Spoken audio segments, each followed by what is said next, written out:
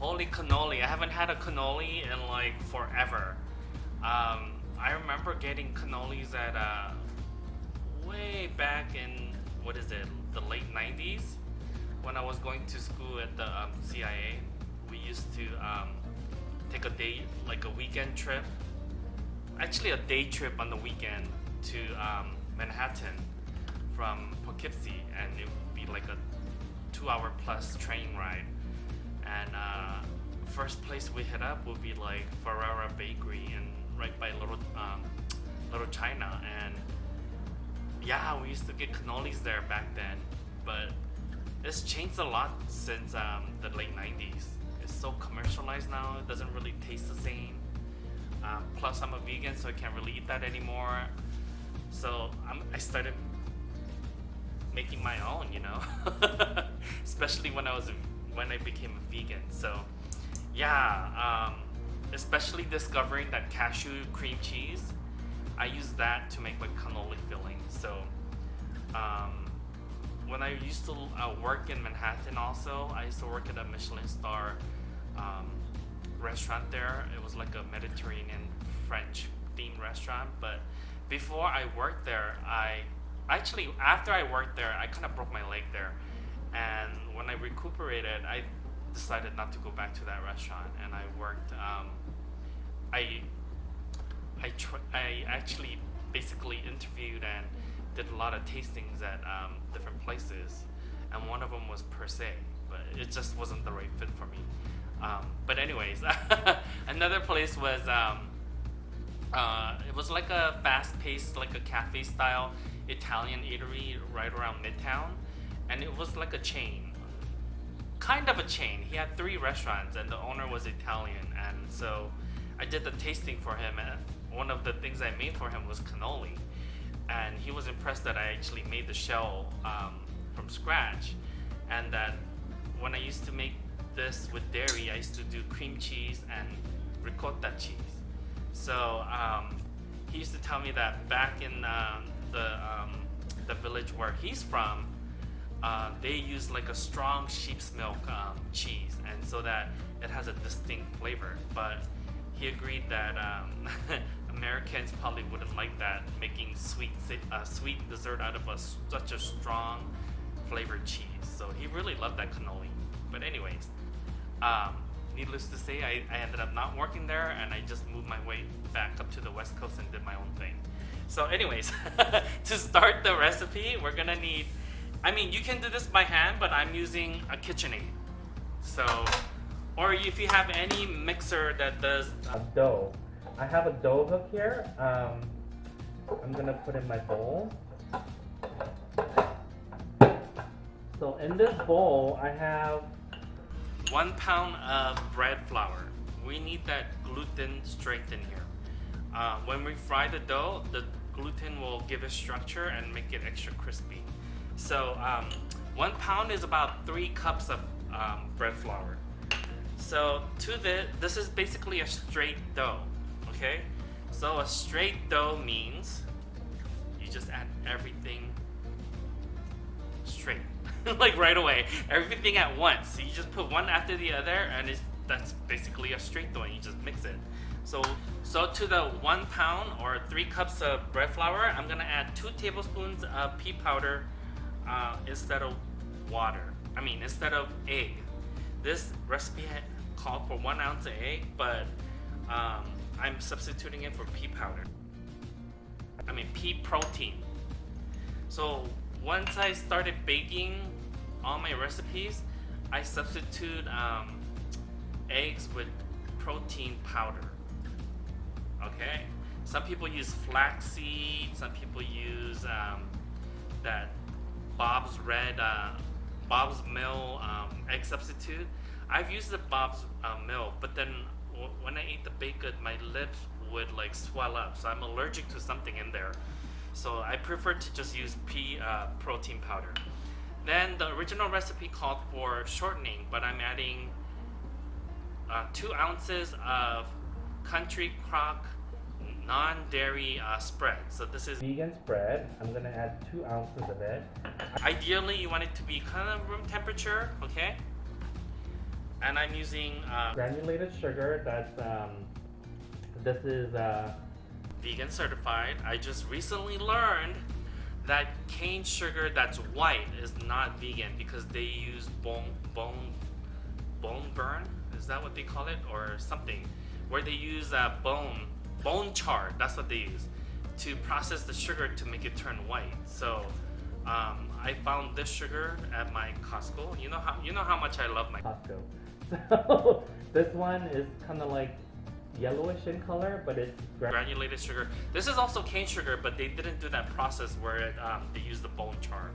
So this is about 2.5 tablespoons of granulated sugar. Then I have 3 ounces of white vinegar. The vinegar is gonna do a few things in this recipe. So once the gluten develops, it's gonna allow the dough to relax a lot so that you can roll it out. And the other thing it's gonna do is it's gonna create steam pockets. Vinegar is acid, so it creates like a steam pocket and it puffs up the dough when you fry it. And then I have 3 ounces of water, and that's it. And then we mix it up. Put it on low. Make sure the dough hook goes around and gets all that liquid. And then as the dough gathers, you're gonna turn it up a little higher. If your mixer is having trouble gathering the ingredients with the hook, you can start with the paddle. You can start with the paddle attachment. But I'm just gonna go ahead with the dough hook, and I'm gonna kind of scrape down the sides to make sure it gets incorporated.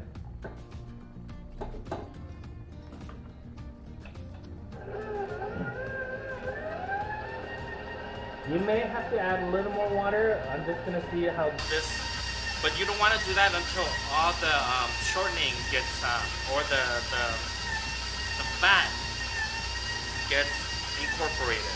So I can see that in here, the shortening is on the side here. So I'm just gonna loosen it up. Make sure it goes into the dough.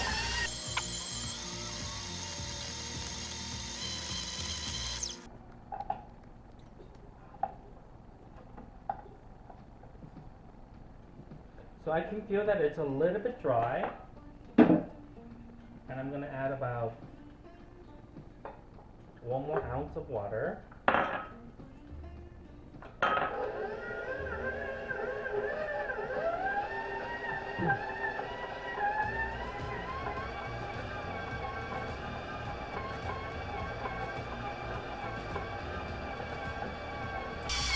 One ounce is 2 tablespoons of water.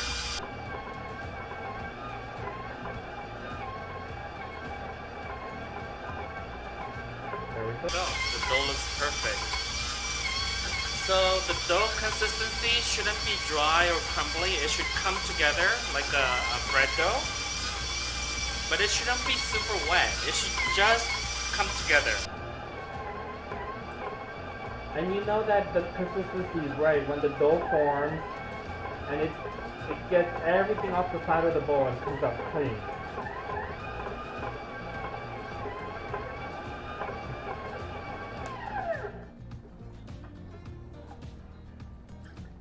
Slightly dry, so I'm going to add another tablespoon of butter.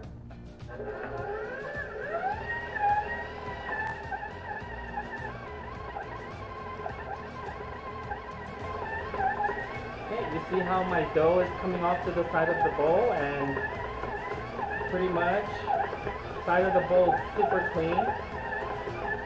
Now we're going to let it knead for about 10 minutes of medium speed.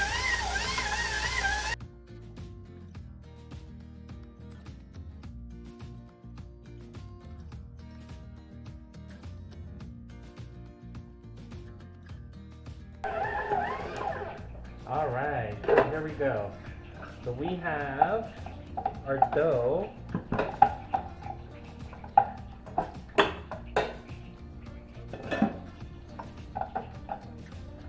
Look how smooth this dough is. And it smells a little vinegary right now, but after we fry it, the vinegar is gonna kind of evaporate out of the dough and you're not gonna even taste it. So look how smooth this dough is, and when I put an indentation, it stays. So it's not sticky. It's moist, but it's not sticky. So once you have your dough ready like this, you're gonna take, since there's a lot of vinegar in here, it's gonna relax the gluten. So we're gonna take a rolling pin.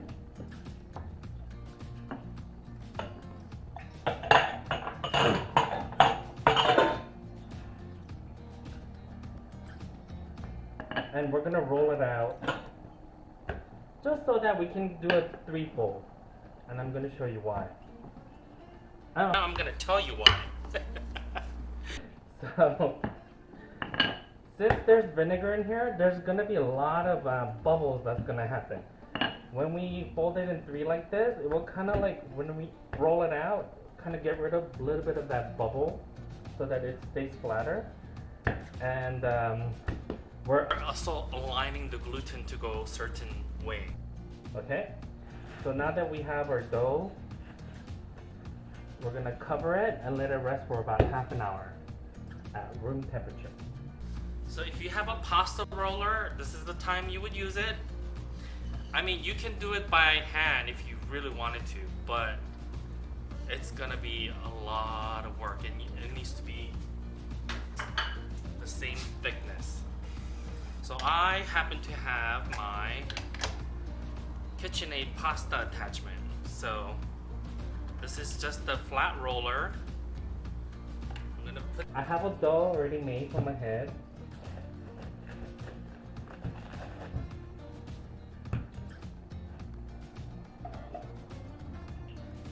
And I'm gonna cut the dough into thirds.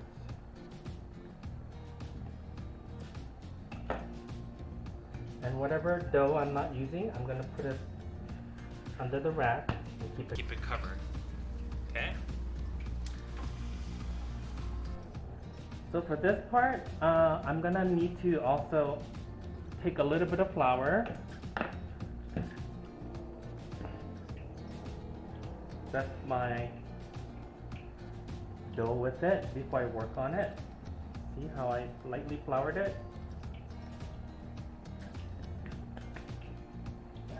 I'm gonna roll it out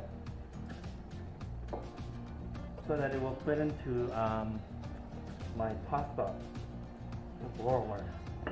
If I put it in as it's thick, it's gonna just break the dough and stretch everywhere, and it will be a mess. So lightly roll it out. Then I'm gonna put it on the widest setting, which is 1. And then I'm gonna feed it through.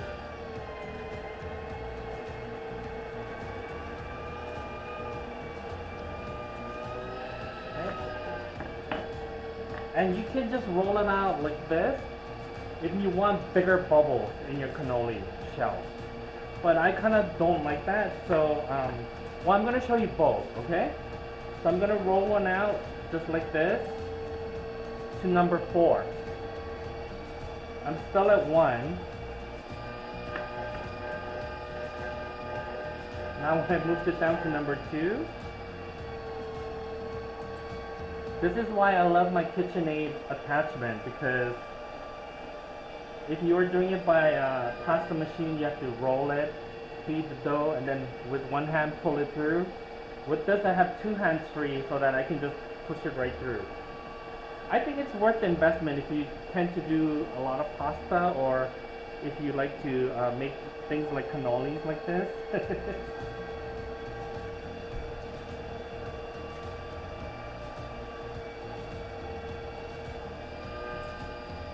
Okay, I'm going down to number 4. This is number 4 now.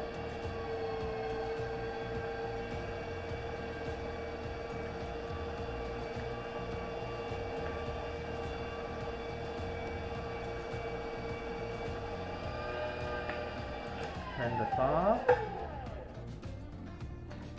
Okay, now I have my dough ready. So these are my cannoli molds I have right here.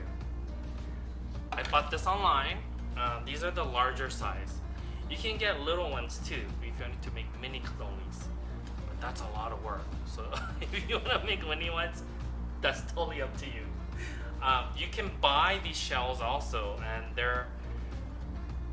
but you don't know how long they've been sitting on the shelf because they're just in a box sitting on the shelf literally until someone orders it and then they ship it.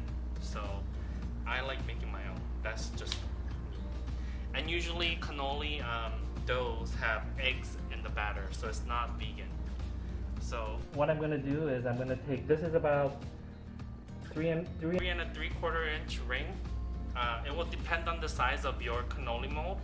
So you see how it goes like this, but what I'm looking for is that it covers the back because it gets thinner around the edge. So when you wrap it around, it's not gonna be like this. It'll be more like, see, this is the right size. So I'm gonna take this ring, I'm gonna cut them out.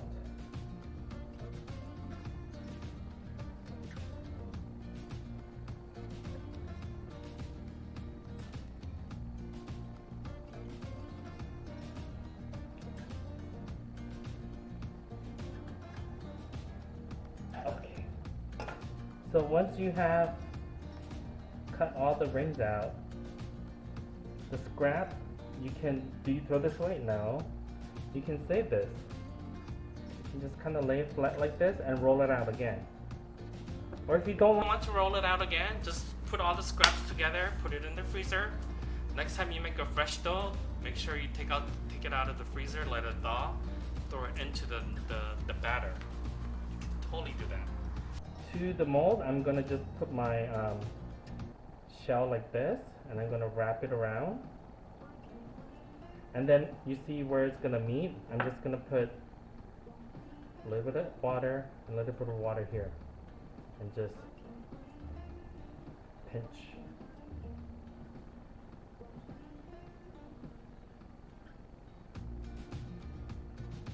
Okay, so let's do another one. So I'm gonna place my dough right here. Pull one side over. Okay, you see where it's gonna meet. Make sure you don't get water in here because the dough is gonna stick to the mold. You see how very lightly I put the water? I don't put a lot because the more water you have, it's not gonna stick. You're gonna get better results when you have very little water. And then you really need to press into the seam because if you don't have a good seal on both sides where it met, it's gonna come apart on you.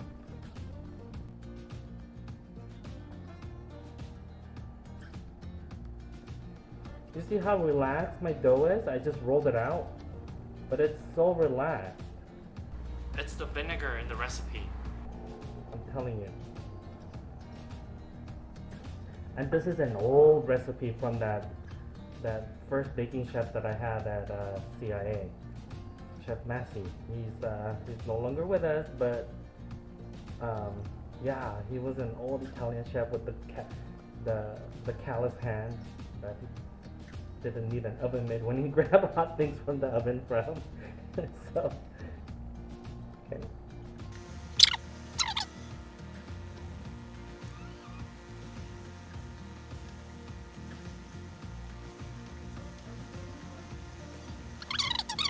Folding it and rolling it out. So I'll show you when I fry, these will puff up a lot.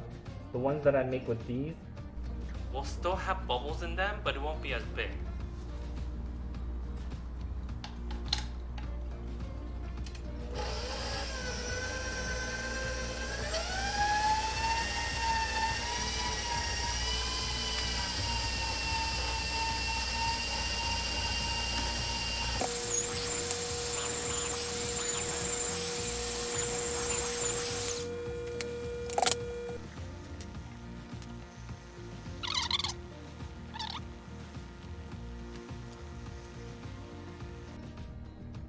So this one was an end piece that was kind of ugly. Is it end of the world? No.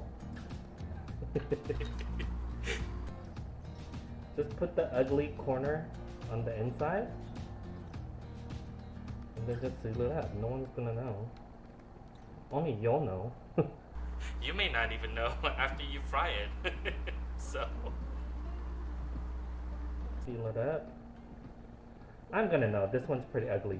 But once it's fried, unless it's... if you're looking for it, you're not gonna know. So the temperature is just right. It's around 350. Again, when you're putting things into the oil, go close to the oil and just let it drop slowly. You don't want to drop it from on top because you're going to get burned.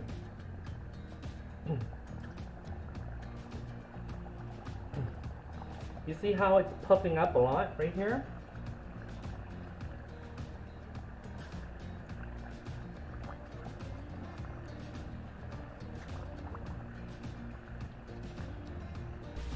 Look at that. It's so beautiful. I mean, it's like, it looks like Mick Jagger's lip.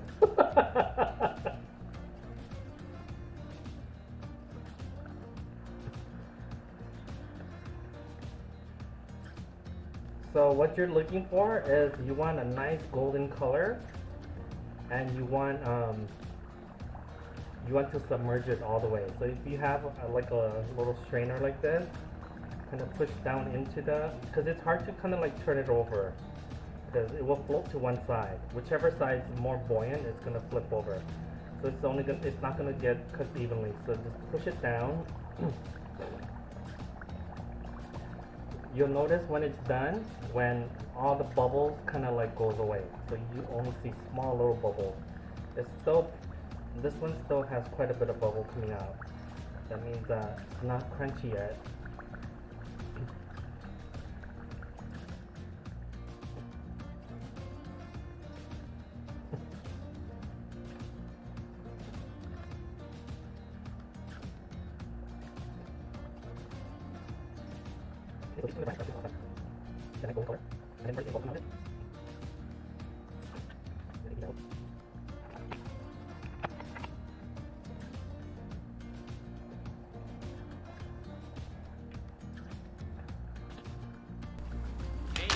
Constantly checking your oil temperature.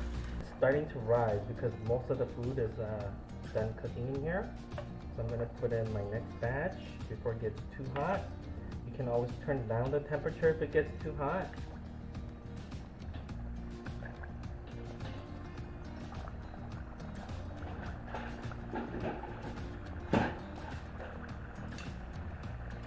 So I'm going to take a pair of tongs and hold on to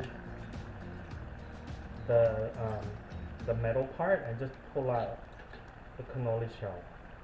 So if you notice that the inside is a little bit doughy, you can put it into the fryer without, pretty much the shape is done. So, you know, but these are all pretty much done. Yeah, looks good. So, once you take the metal ring out, it's still really hot, so don't touch it with your fingers. What you can do is put it into a tray and throw it right into the freezer, these metal rings, and then when they cool, you can roll the next batch out and then fry it. Because I doubt that you're gonna have like 120 ring molds. I just have a dozen, so I have to keep doing this until all the dough's gone. So think about that when you're making cannoli. Do you really want to make little ones that you need a lot of mold for? No.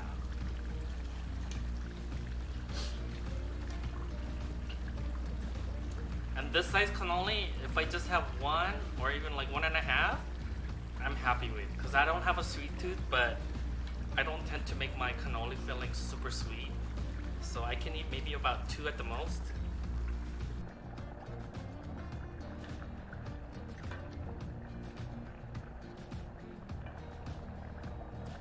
So the key is also frying it at the right temperature. If you fry it at a lower temperature, it's gonna get greasy because it's gonna get absorbed into the dough. If you fry it too hot, it's gonna get dark really fast, and the inside's gonna be kind of doughy and not cooked all the way. So between 330 to 350 degrees is ideal to making this cannoli shell.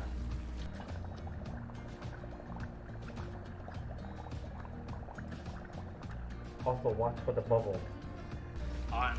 And always constantly check your temperature. So it's at 395, so I'm going to turn up the heat because it's getting too hot.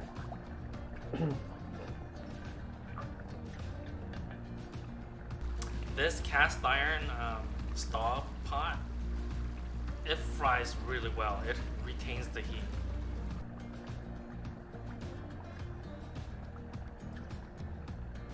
Okay, so these are pretty much done.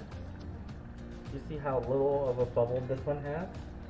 So I'm going to take this one out. I smell the vinegar as it's cooking. The vinegar is like evaporating and I smell it.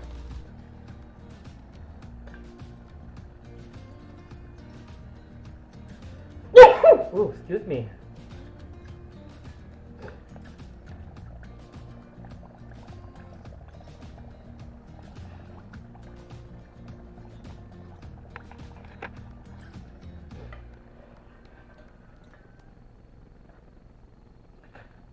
Okay, and I have our 4 that I rolled out, re-rolled. So these are not going to be as puffy, but you'll see what I mean.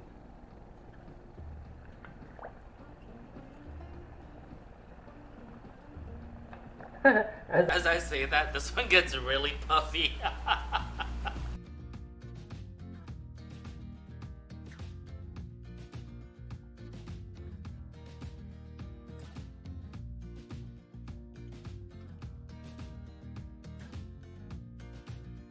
This is the perfect example of what I'm talking about. This one got rolled out as these two. These two are not a good example.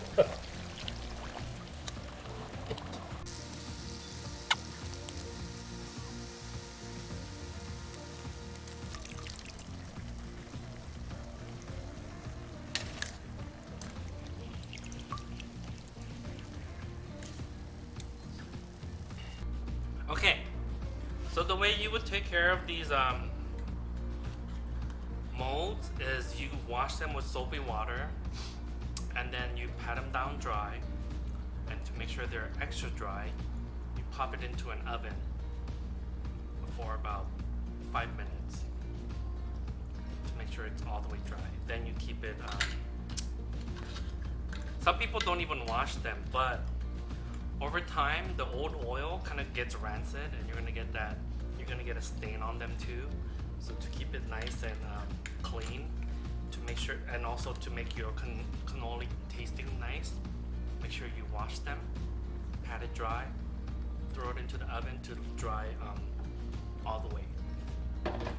There's stainless steel, but you never know if it's gonna rust. I've had some stainless steel rust before. It's very hard to get the rust out. So, okay, this is the one that I re-rolled. Do you see the difference? And then these are the ones that I didn't roll. You see how puffy it looks? So it depends on the look that you want. This, when you bite into it, it's so airy and like puffy, but it's kind of like, it's so huge. And then this one, you still get the air, but it's a little more, the texture is more crunchier and harder. So I don't know, that's your choice. If you want it a little fluffier and bigger, then just roll it out as you go.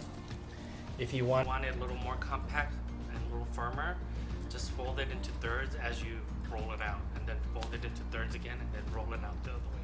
Just like doing pasta dough. So once you've fried all your cannoli dough, it will make about 3 dozen 2.5 inch size.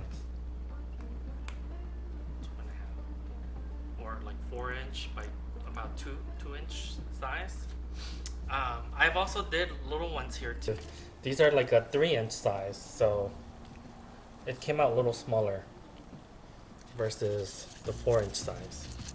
You see the inch difference right here?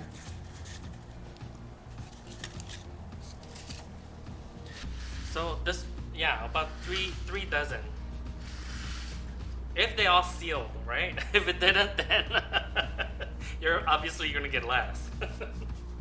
Okay, now that these shells have cooled, we're gonna go ahead and make the filling.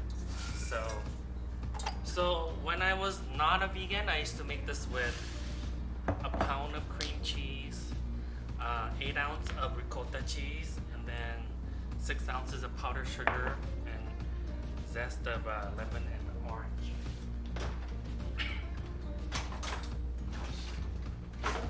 So we're gonna take our vegan cream cheese recipe from the Cashew, and then throw it in. I have about a pound. So I have a pound of vegan cream cheese. I'm gonna add about 4 ounces of powdered sugar.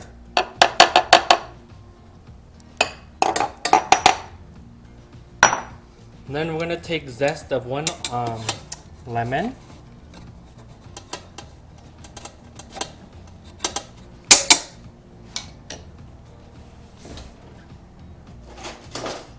Okay, for some reason, for zesting, these little ones work better. The big one has too much surface area, so it grips the lemon too much.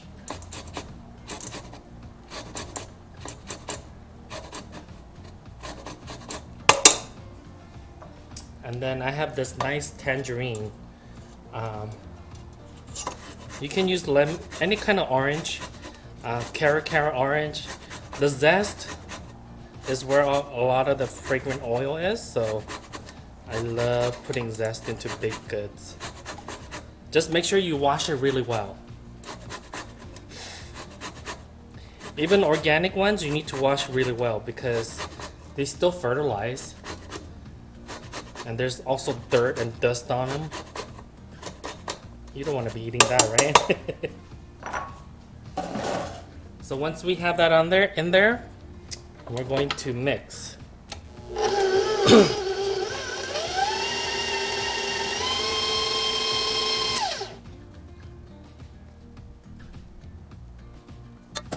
So we have our filling already. Once we have our filling ready, we're gonna go ahead and start filling them. But if you're making these ahead and refrigerating them, okay, you need to do one more step. So I have some chocolate here that I have melted. These are bitter chocolate. There's about 70% chocolate, so, and there's no milk solid, so it's vegan. So what I'm gonna do is I'm gonna take the shell. This is only if you refrigerate and you want to make this ahead of time. And I'm gonna kind of coat the inside of the cannoli with chocolate. So what this does is it prevents any of the moisture from the cheese to get onto the cannoli shell and get soggy. But if you're gonna serve these right away, within like an hour, maybe 2 at the most, you don't need to do this part. This is only if you're gonna make it like a day in advance and you're thinking ahead, then you can do this. So this is optional, and you can even put a little chocolate around the outside here. Okay, so this is optional if you're making it ahead of time. Then I have some chopped chocolate right here. If you have those mini kisses for baking, those will work great too. I didn't have any, so I took some chocolate and I just chopped it. And I also have some chopped pistachio right here. Okay, so what we're gonna do, I have my trusty pastry bag. You always fold it halfway down.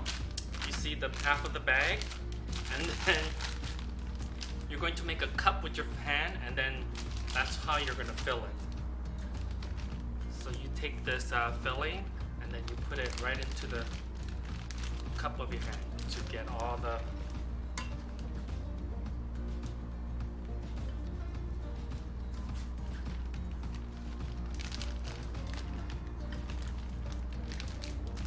don't overfill. Just enough to work because the more you have on here, the longer it's gonna stay in your hand. It's gonna heat up whatever's in here in the bag. We want this cheese filling nice and cold.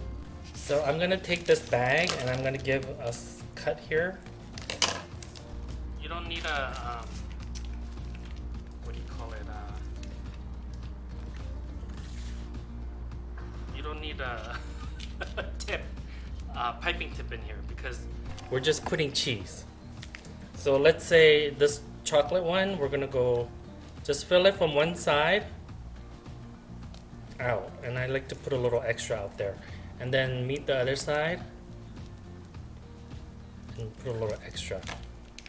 I like putting a little extra because I like to dip the cheese into the chocolate on one side and then the pistachio on the other, and then it makes it look so nice. Look.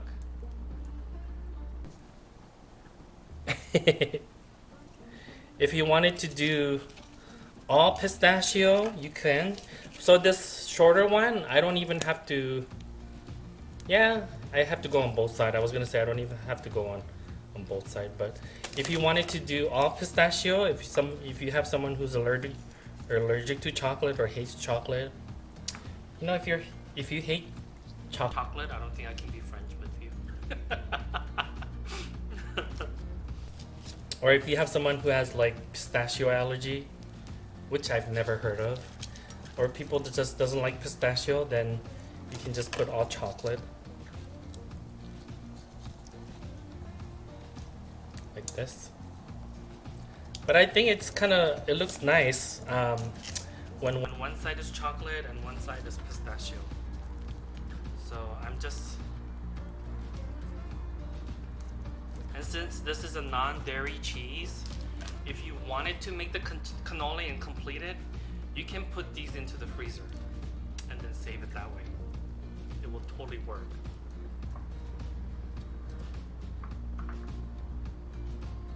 Since I'm gonna have to eat off, I'm gonna eat 4 of these, so I'm not gonna eat lunch, I guess. So once you make the cannoli, I'm gonna dust some powdered sugar on them.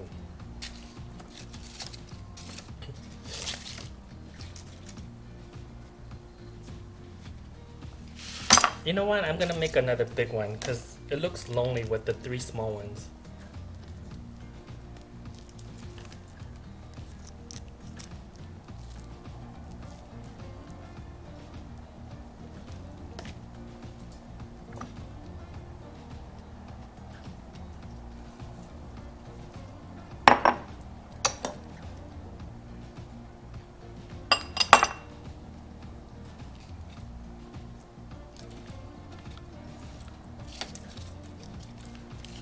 And I have my powdered sugar.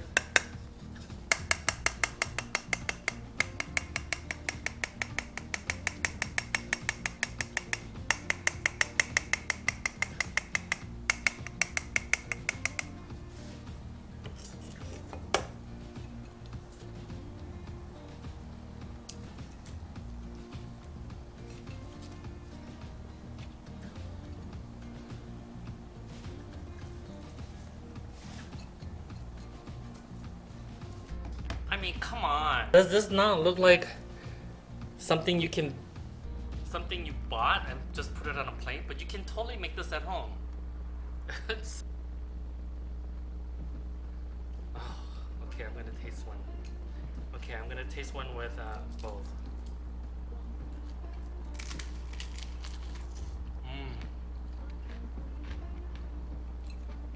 Did you hear that crunch?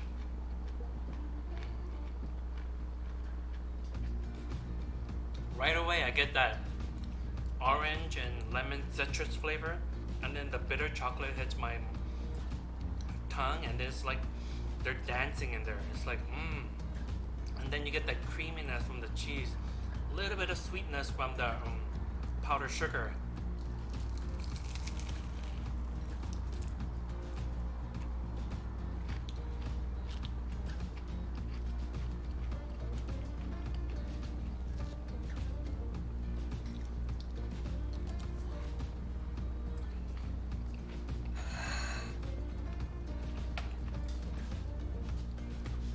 I just had an idea for a new appetizer. I can take this cannoli shell. I remember that spanakopita recipe I did with the mushroom. If I put the mushroom in here, the mushroom and cheese mixture, that would be a really good appetizer. Like crunchy, creamy, savory, and then just serve it with like some kind of sauce with it. Don't you think that would be good? Or does it sound gross? Because you're used to eating cannoli sweet, right?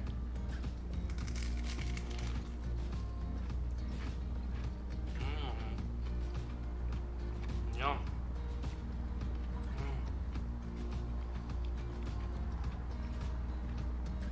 Who'd have thought you can have cannoli when you're vegan, right?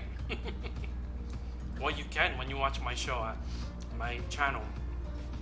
Because I will show you how to make vegan stuff like this, which is really tasty. And the best part is you really know exactly what's in it because you made it yourself.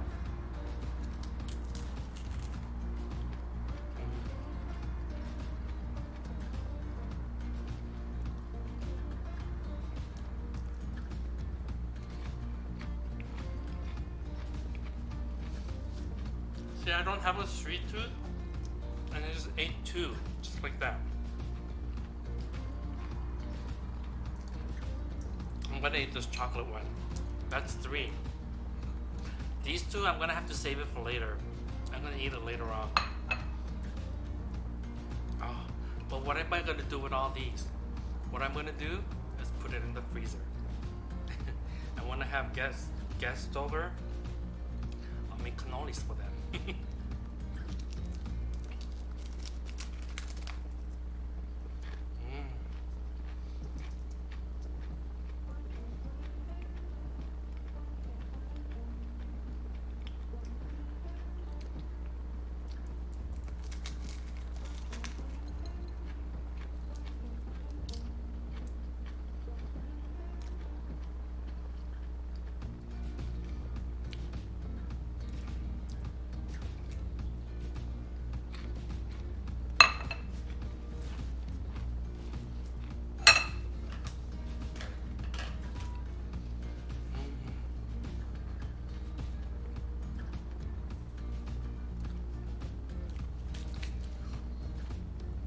Well, I hope you enjoyed this video. Please press the like and press the subscribe button and tell all your friends about this video. Share it with everyone. Yeah, so cannoli, easy. The dough is straightforward, just like a straight dough, right? The cheese, you already know how to make it if you saw my cashew cream cheese video. All you have to do is add powdered sugar and orange zest and lemon zest to it, and that's it. It's so easy. And then just filling it.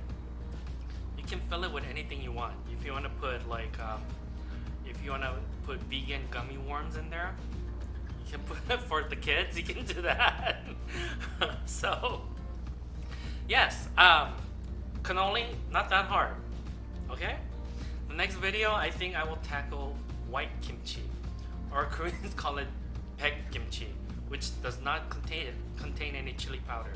So I'm gonna show you how to make peg kimchi on the next video. Okay guys, as usual, it's fun. I'll see you guys next time. Bye.